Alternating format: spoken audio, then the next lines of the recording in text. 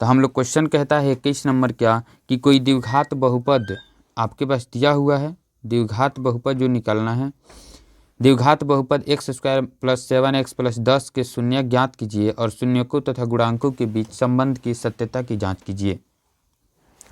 तो हमारे पास जब हल करेंगे तो ये सवाल है आपके पास x² + 7x + 10 इतना बहुपद है। तो चूँकि ax² + bx + c = 0 होता है, तो हम लोग क्या करते हैं x² + 7x + 10 = हम लिख देते हैं 0।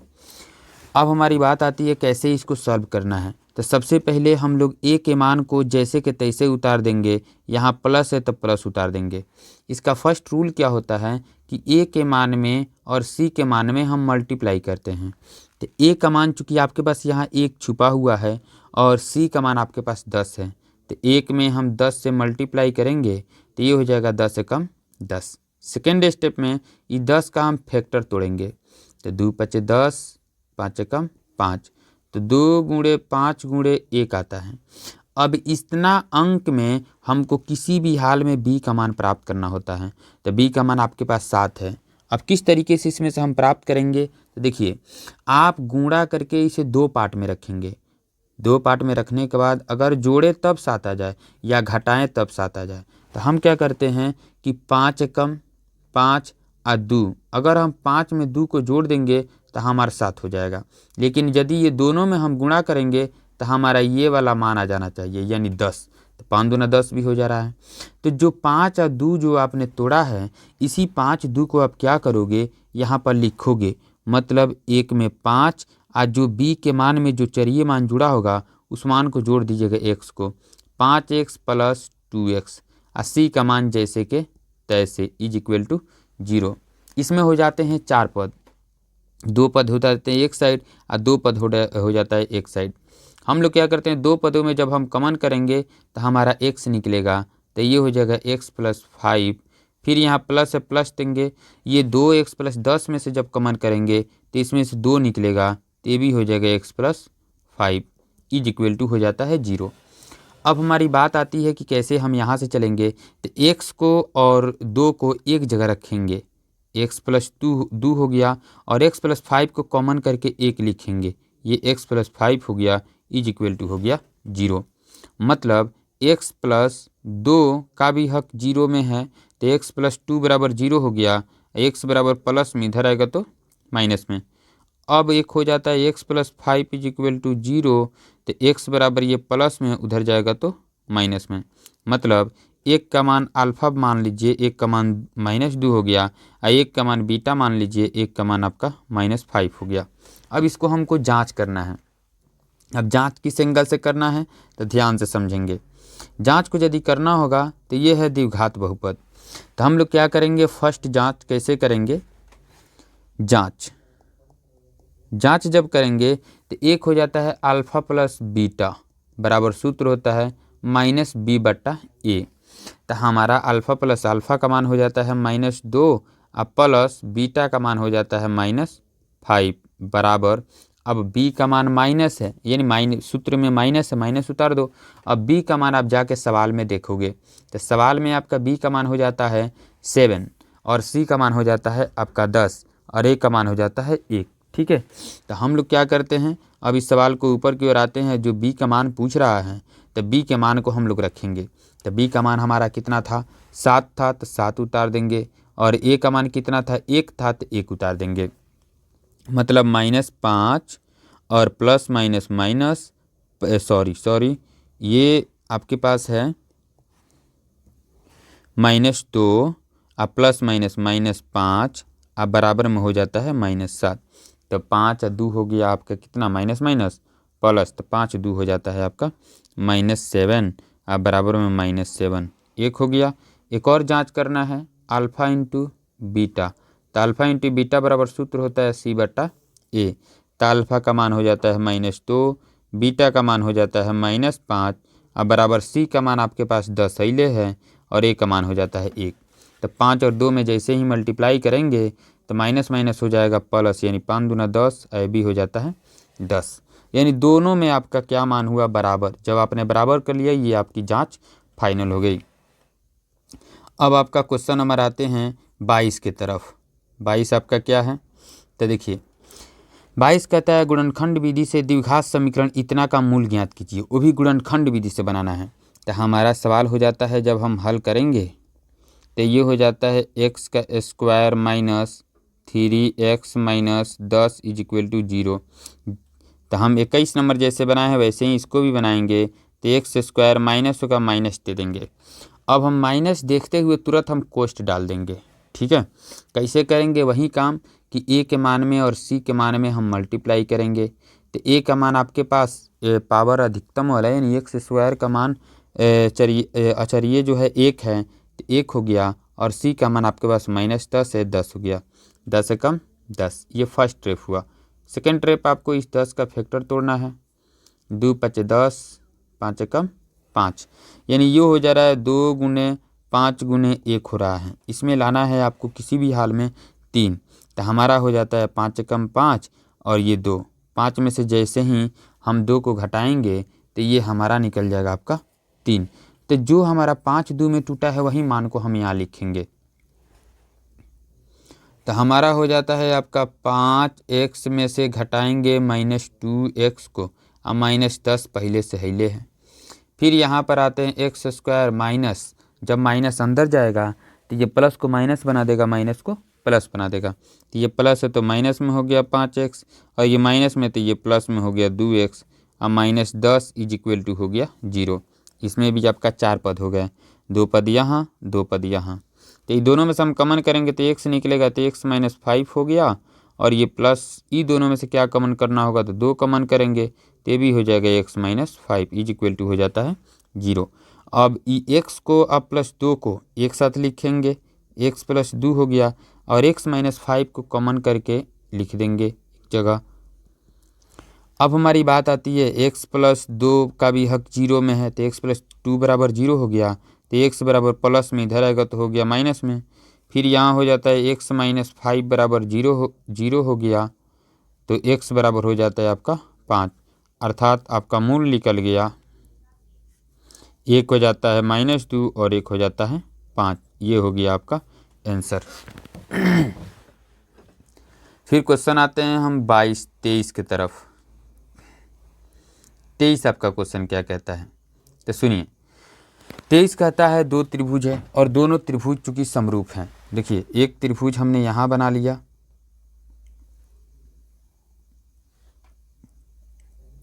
जिसका नाम A, B और C हो गया। दूसरा त्रिभुज यहाँ बना लिया, जिसका नाम D, E और F हो गया। दोनों बोला है समरूप है।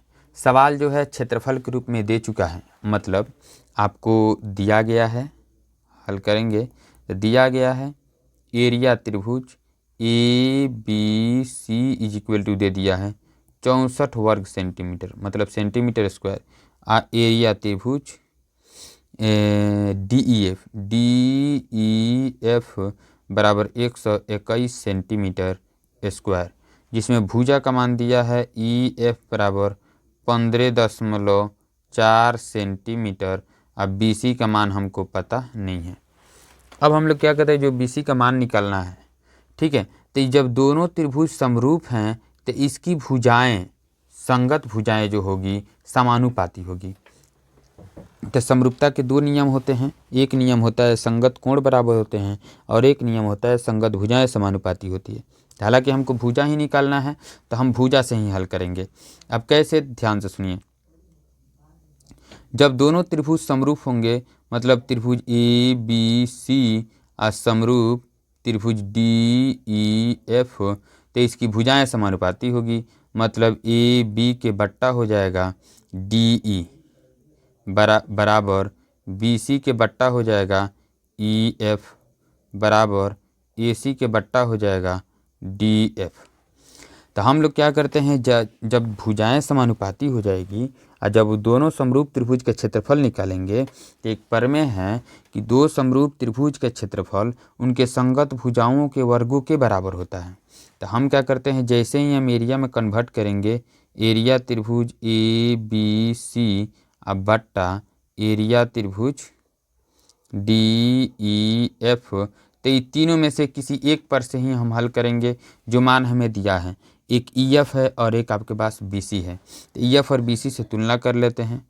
BC बट्टा EF का होल स्क्वायर सबका हो जाएगा, AB बट्टा DE का होल स्क्वायर, AC बट्टा DF का होल स्क्वायर। तो हम सबका भी कर सकते हैं, बट हल हमके EF और BC से ही करना है, तो हम उसी को ले लेते हैं।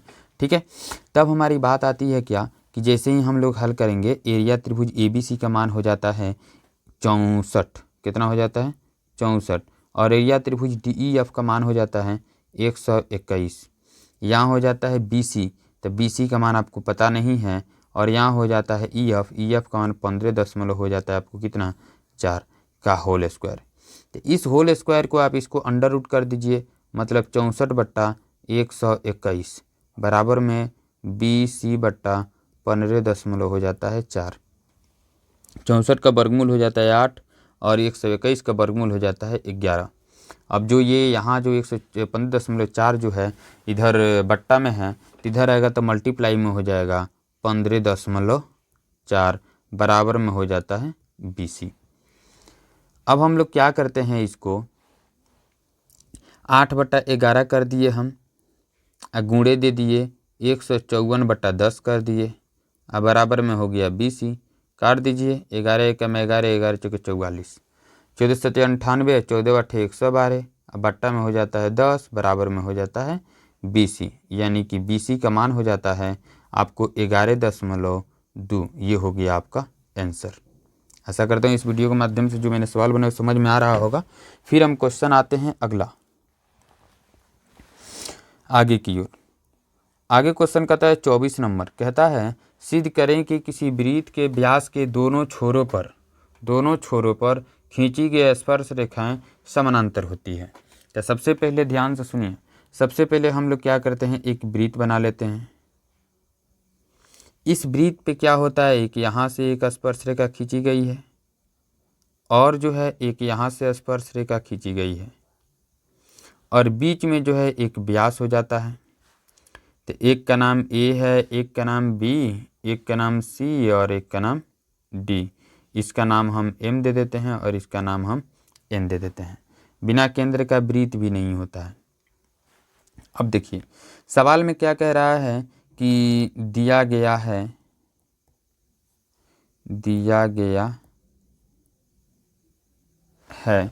कि MN जो है आपका वृत्त का व्यास है, MN वृत्त का व्यास है। तो अब देखिए हमें सिद्ध करना है, क्या सिद्ध करना है AB के समानांतर CD। तो जैसे ही हम प्रमाण लिखेंगे तो देखिए, चूँकि जानते हैं कि वृत्त के त्रिज्या पर या व्यास के छोरों पर जो स्पर्श रेखा खींची जाती है उस समकोण आंतरित करती है। ये ध्यान रहे, चूँकि हम जानते हैं कि वृत्त के त्रिज्या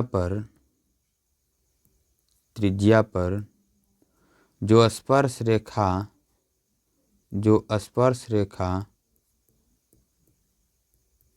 होती है वह उस स्पर्श बिंदु पर समकोण बनाती है। इसलिए कोण केंद्र का नाम हम O दे देंगे। तो कोण AMO एक हो जाता है कोण AMO बराबर कोण BMO, ये दोनों हो जाएगा 90 डिग्री का। एक और हो जाता है कोण DNO बराबर कोण CNO, यो हो जाता है आपका 90 डिग्री का। अब देखिए हम क्या करेंगे, जब ये दोनों कोण को हम लेंगे तो देखते हैं क्या कि दोनों हमारा 90-90 में ही आ जा रहा है। क्लियर। अब चूंकि हम जानते हैं समानांतर का नियम होता है, जब एक ही दिशा के अंतः कोणों का योग एक ही दिशा के, ध्यान रहे, एक ही दिशा के अंतः कोणों का योग अगर 180 डिग्री आ जाता है तो समझिए कि दोनों रेखाएं आपस में क्या होती है, समानांतर। तो चूंकि हम जान रहे हैं कि AMO का मान भी आपका कितना है, AMO का मान भी आपका 90 है, और कोण DNO का भी मान अगर जोड़ते हैं तो हमारा 90 ही हो जाता है। तो 90 जोड़ 90 यानी ये हो जाता है 180। तो जब एक ही दिशा के अंतः कोणों का योग 180 हो, जब एक ही दिशा के अंतः कोणों का योग, अंतः कोण का योग 180 डिग्री का हो तो आमने सामने की रेखाएं, तो आमने सामने की रेखाएं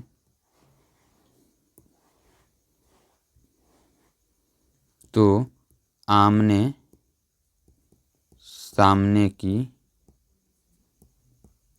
रेखाएं समांतर होगी, समांतर होगी।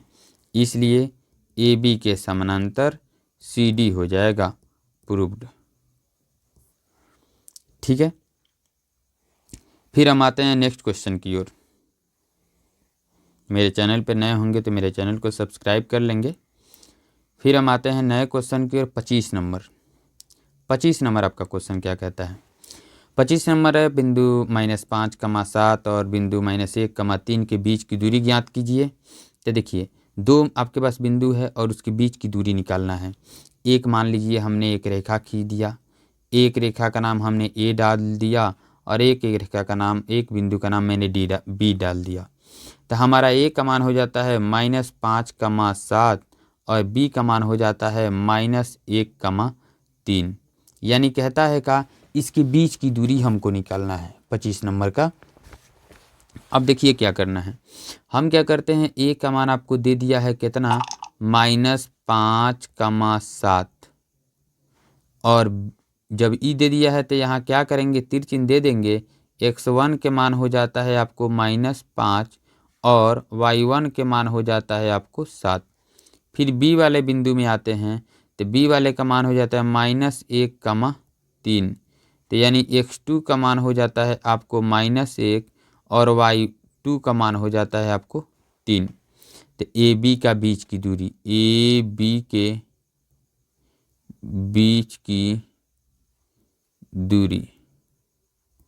बीच की दूरी बराबर √x2 - x1 का whole square plus y2 - y1 के होल स्क्वायर, ये सूत्र होता है। तो हम क्या करते हैं, x2 का मान आपके पास है -1 और माइनस x1 के मान आपका -5 हो जाता है, होल स्क्वायर प्लस y2 का मान है आपको 3 और y1 का मान है आपको 7 का होल स्क्वायर। यानी √-1 का माइनस हो जाता है +5 का होल स्क्वायर प्लस 7 में से 3 गया -4 का होल स्क्वायर। यानी कि 5 में से जैसे ही आप 1 घटाएंगे, क्योंकि 1 माइनस में है और 5 प्लस में है, तो ये हो जाता है 4 का होल स्क्वायर प्लस -4 का होल स्क्वायर आपके सामने है ही। तो ये हो जाता है 4 चौके 16 अब प्लस ये भी हो जाएगा 4 चौके 16 और माइनस हो जाएगा प्लस, ये हो जाता है 16 दूना 32, मतलब 16 16 32। तब आप 32 का जब फैक्टर तोड़ोगे तो ये हो जाएगा 2 × 2 × 2 × 2 × 2, 5 बार आएगा, 2 दूनी 4, 4 दूना 8, 8 दूनी 16, 16 दूना 32। तो अंडर रूट कहता है कि 2 × 2 का 1 निकलेगा, मतलब ये जोड़ा जो है 2 ये 1 निकलेगा, तब रूट से बाहर आएगा।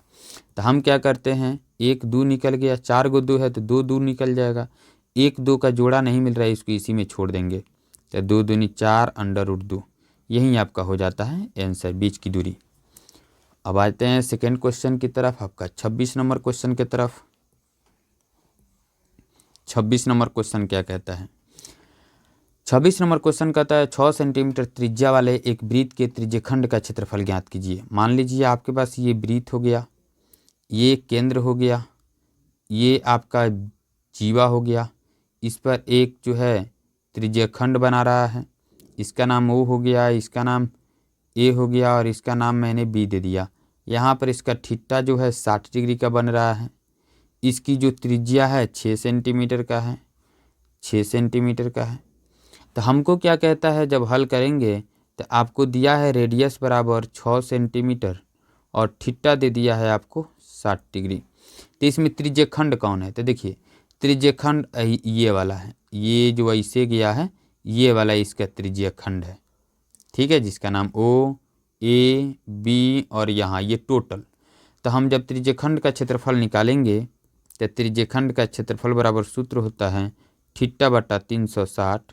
त्रिज्यखंड का क्षेत्रफल बराबर सूत्र होता है थीटा बटा 360 पाई आर स्क्वायर। तो थीटा का मान हो जाता है आपका 60 डिग्री, 360 सूत्र में है, पाई का मान देगा तो 3.14 रखेंगे और नहीं देगा तो 22/7 रखेंगे और रेडियस हो जाता है 6 को डबल कर देंगे। 6 6 0 से 0 कट गया, 6 6 के 36, 6 से 6 काट दीजिए, यानी ये हो जाता है 6 दूना 12 के 2 और 6 दूना 12 एक 13 बट्टा में 7। ये हो जाता है क्षेत्रफल, कभी भी स्क्वायर में निकलता है तो जो ये सही मात्रक होगा सेंटीमीटर तो सेंटीमीटर स्क्वायर, और मीटर होगा तो मीटर स्क्वायर हो जाएगा। अब आ जाते हैं अगले क्वेश्चन की तरफ। अगला क्वेश्चन क्या कहता है आपका 27 नंबर। 27 नंबर कहता है धातु के 3 घनों के किनारे की लंबाई 3 सेंटीमीटर, 4 सेंटीमीटर और 5 सेंटीमीटर है और तीनों घनों को पिघलाकर, माने तीनों को पिघलाकर एक नया घन बनाया जाता है। तो नए घन के किनारे की लंबाई कितनी होगी? ध्यान रहे, जब कभी भी 3 घनों को हम पिघला करके नया घन बनाएंगे तो 100% वह घन होगा बड़ा। अब बिना पिघलाए हम बड़ा घन बना भी नहीं सकते हैं। जिस किसी सांचा में अगर हमें ढालना हो तो सबसे छोटे छोटे घनों को हमको पिघलाना पड़ेगा। तो हमारे पास जो लंबाई है एक साइड की लंबाई है, मतलब एक ले लेते, जब हम हल करते हैं तो हमारा हो जाता है S1 बराबर 3 सेंटीमीटर, S2 बराबर हो जाता है आपको 4 सेंटीमीटर और S3 बराबर हो जाता है आपको कितना, 5 सेंटीमीटर। तो हम पाँचों घनों को जब पिघलाने की कभी भी सवाल में चर्चा हो और एक सांचे से दूसरे सांचे, माने एक आकार से दूसरे आकार में लाने की क्रिया हो, तो उस फंडामेंटल में उस स्थिति में हम लोग आयतन निकालते हैं। तो हम लोग जो बड़ा घन बनाया जा रहा है तो हम लिखते हैं का बड़े घन का आयतन, बड़े घन का आयतन बराबर तीनों घनों के आयतन का योग, तीनों घनों के आयतन का योग, तीनों घनों के, 3 घन है आपके पास, घनों के आयतन का योग। तो हमारा बड़े घन का आयतन हो जाता है भुजा Q और इसमें भी तीनों घनों का आयतन हो जाएगा भुजा Q जोड़ भुजा Q जोड़ भुजा Q, मतलब साइड 1 Q, साइड 2 Q और जोड़ साइड 3 Q। तो हमारा हो जाता है भुजा Q, ये पता नहीं है जो बड़ा घन हम लोग बना रहे हैं। साइड 1 का मान 3 है तो 3 का Q कर दीजिए, साइड 2 का मान 4 है 4 का Q कर दीजिए और साइड 4 का मान 5 है तो 5 का Q कर दीजिए। तो हमारा हो जाता है भुजा Q बराबर 3 3 9 3 27, 3 को 3 बार लिख के मल्टीपल करेंगे, 4 चौके 16 चौके 64 और 50 25 25 125। अब हमारी आ जाती है भुजा Q बराबर 6 7 4 11 या 5 16 के 6 हाथ में लगा 1, यानी 125 64 और 27 को जोड़ देंगे तो 6 2 8 और 2 10, 1 11 के एक हाथ में लगा 1, 1 का 1 हो जाता है 2। जैसे ही हम यहाँ पर भुजा को केवल लिखेंगे तो ये रूट अंडर में आके 216 को कर देगा और करनी में आपका 3 हो जाएगा। अब हम लोग क्या करेंगे, 216 का फैक्टर तोड़ेंगे। जैसे ही 216 का हम फैक्टर तोड़ते हैं, 216 का रफ में जाएंगे, रफ में करेंगे। 2 एकम 2 0 2 8 16, 2 5 10, उसके बाद 2 चौके 8, फिर 2 से करते हैं तो 27 दूना 54, फिर 3 से करेंगे। अब 3 9 27, फिर 3 3 9 और फिर 3 एकम 3। तो हम यहाँ क्या करते हैं, भुजा जब निकालेंगे तो करनी में हो जाएगा 3 और ये हो जाता है 2 गुणे 2 गुणे 2 गुणे 3 गुणे 3 गुणे 3। तो ये 3 गो 2 का 1 2 निकल जाएगा क्योंकि करनी में 3 है, और 3 गो 3 का 1 3 निकल जाएगा, करनी में भी 3 है। तो 2 3 6, यानी एक बड़े घन के किनारे की लंबाई आपकी हो जाएगी 6 सेंटीमीटर। यही हो जाता है आपका आंसर। फिर आगे क्वेश्चन की तरफ, अगला क्वेश्चन कहता है 28 नंबर। 28 नंबर क्वेश्चन क्या कहता है, देखिए